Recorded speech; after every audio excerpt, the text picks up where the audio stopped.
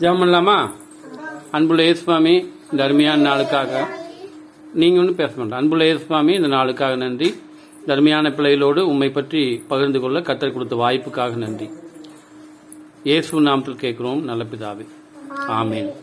சரி, வசனம் என்ன சொல்லுதுன்னா, உன் தகப்பனையும் தாயையும் கனம் பண்ணுவாயாக, உன் ஆயுசு நாட்கள் நீடித்திருக்கும்.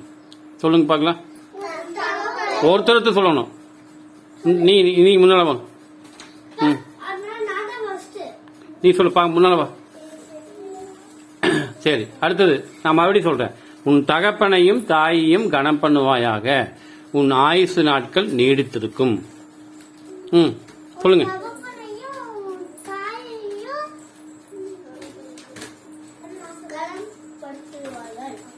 சரி, இப்படி பாருங்க. நீங்க வாங்க.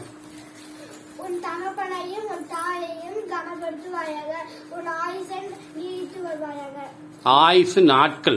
சரி, உட்காருங்க. வாங்க வாங்க. உன் தகப்பனையும் என் தகப்பனையும். இல்ல, தப்பு. வா வா, இங்க அவுட்டு. நீ வா. எல்லாம் தப்பு தப்பு. ஒரே ஒரு பாப்பா மட்டும் தான் கரெக்டா சொல்லுச்சு. ஏண்டா என்னடா பண்றீங்க? நான் சொல்றேன், மறுபடியும் வாங்க, இந்த பக்கம் வாங்க. அவன் பெரியவன், 9ஆம் படிக்கணும் வயசு சொல்ல முடியுமா?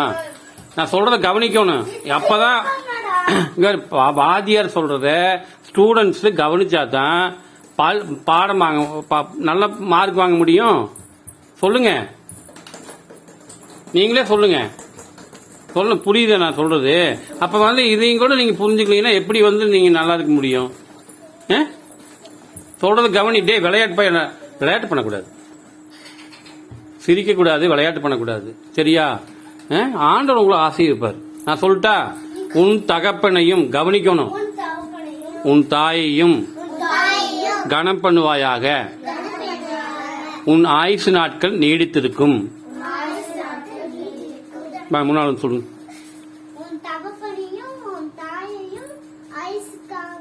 இல்ல, வாங்க.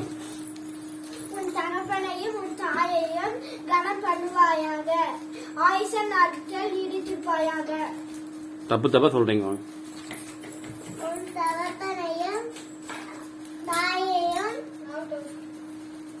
வாங்க வாங்க.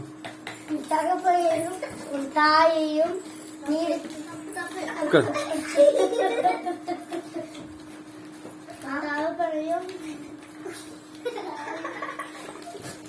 இப்படி பண்ண எப்படி சொல்லுங்க?